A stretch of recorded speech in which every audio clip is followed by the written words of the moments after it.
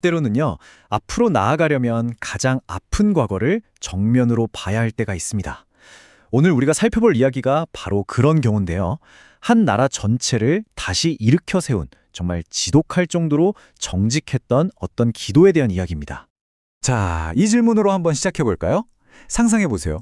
도시는 멋지게 재건됐는데 공동체는 어딘가 텅 빈 것 같고 다들 길을 잃은 느낌인 거죠. 여러분이라면 이럴 때 뭘 하시겠어요? 이게 그냥 옛날 이야기가 아니라 어쩌면 오늘 우리 사회가 느끼는 공허함과도 맞닿아 있는 문제일지도 모릅니다. 오늘 이야기의 흐름은 이렇습니다. 먼저 공동체가 겪는 정체성 위기에서 시작해서요. 모든 걸 걸고 진실을 마주한 그날, 즉 심판의 날을 살펴볼 겁니다. 그리고 그 과정에서 파헤친 자신들의 정직한 역사와 하나님의 성품을 거쳐서 마지막엔 회복을 위한 청사진까지 함께 따라가 보겠습니다. 자, 그럼 첫 번째 이야기. 공동체의 정체성 위기입니다. 부제가 의미심장하죠. 성벽은 세워졌으나 영혼은 무너졌다. 당시 예루살렘의 상황이 딱 이랬어요. 겉으로는 안전을 되찾았지만 속은 완전히 무너져 내리고 있었던 역설적인 상황이었죠. 그러니까 성벽을 다 쌓고 나서야 진짜 문제가 보이기 시작한 거예요. 바로 정체성의 위기. 우리는 되기에 누구지? 이 질문에 답을 못하는 거죠. 고향에 돌아오긴 했는데 길을 잃어버린 겁니다. 이제 이들의 생존은 단순히 벽을 높이 쌓는 게 아니라 하나님과의 관계, 또 자신들의 흑역사를 어떻게 재정해야 하느냐에 달려 있었어요. 이것이 바로 그들의 기도가 왜 그렇게 중요했는지 보여주는 배경입니다. 자, 이제 두 번째 부분으로 넘어가죠. 이들의 반응은 그냥 감정이 북받쳐서 터져나온 게 아니었습니다. 모든 게 아주 치밀하게 계획된 의도적인 사건이었어요. 타이밍이 정말 기가 막힙니다. 이 타임라인을 보시면 정말 흥미로운 점이 보일 거예요. 일주일 내내 초막절이라는 큰 기쁨의 축제를 벌인 바로 다음 날, 금식하고 고백하는 슬픔의 날을 가졌다는 겁니다. 이게 뭘 의미할까요?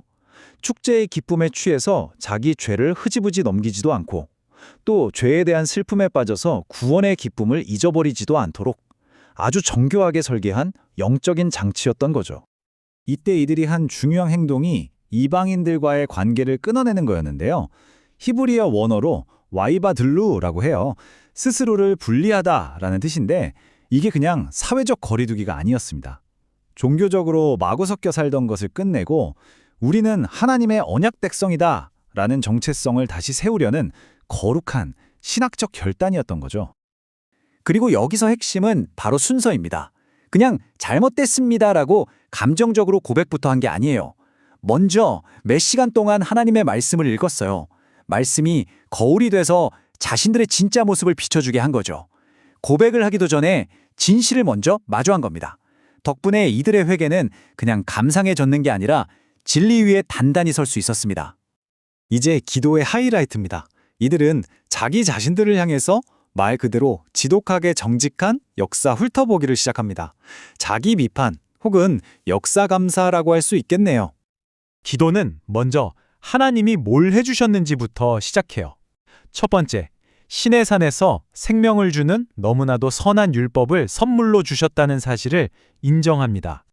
그런데 그 선물에 대한 백성들의 반응은 뭐였을까요? 바로 교만과 불순종이었습니다. 여기서부터 실패의 패턴이 시작되는 거죠. 이 패턴은 계속됩니다. 하나님은 척박한 광야에서 먹을 것과 마실 것을 기적적으로 공급해 주셨죠. 하지만 그들은 역사상 가장 악명 높은 배신, 바로 금송아지를 만들어서 이게 우리 신이다 라고 외쳤습니다. 하나님의 기적적인 공급과 인간의 끔찍한 우상 숭배가 너무나도 극명하게 대조되지 않나요? 그리고 이 모든 일이 무려 40년 동안이나 계속됐습니다. 40년.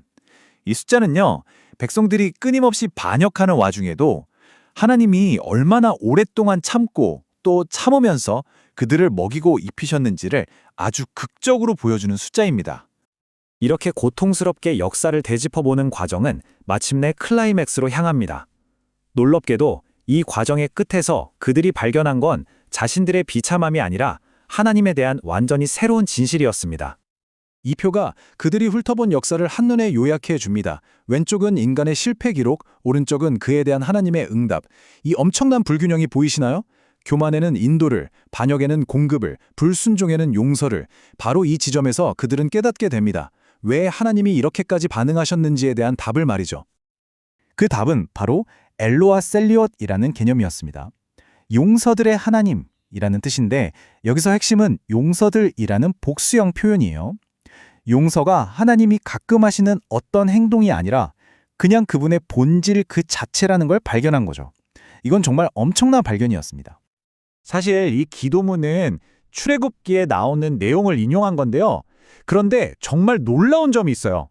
원문에는 분명히 벌할 자는 벌한다는 심판에 대한 구절이 있거든요. 근데 그걸 의도적으로 빼버렸습니다. 왜 그랬을까요? 지금 이 순간만큼은 심판이 아니라 오직 하나님의 자비, 그분의 용서에만 집중하기로 선택한 겁니다. 자, 이제 마지막 부분입니다. 이 엄청난 깨달음이 과연 어떻게 그들의 미래를 위한 실질적인 희망의 청사진이 되었을까요? 그들의 기도는 오늘날 우리에게도 시대를 초월하는 회복의 3단계를 보여줍니다. 첫째, 도망치지 말고 과거의 실패를 정직하게 직면할 것. 둘째, 내가 여태껏 살아남은 게 내 힘 때문이 아니라 전적으로 하나님의 성품 덕분임을 인정할 것. 그리고 마지막으로 바로 그 용서를 나의 새로운 정체성의 기초로 삼는 것. 이것이 바로 회복의 청사진입니다. 느헤미야 시대의 이 고백은요, 훗날 기독교 신학 안에서 훨씬 더 깊은 의미를 갖게 됩니다. 그들은 하나님이 자신들을 광야에 버리지 않으셨다고 고백했죠. 그리고 기독교는 우리를 영원히 버리지 않기 위해 하나님이 자신의 아들을 십자가 위에서 버리셨다고 믿습니다. 이 연결고리가 보이시나요? 오늘 이야기는 이 질문으로 마무리하려고 합니다. 만약에 우리 인생이라는 역사에 진짜 주인공이 나의 수많은 실패가 아니라 그럼에도 불구하고 나를 향한 하나님의 끊임없는 용서라면 우리는 우리의 과거와 현재를 어떻게 다시 써내려갈 수 있을까요? 한 번쯤 깊이 생각해 보시면 좋겠습니다.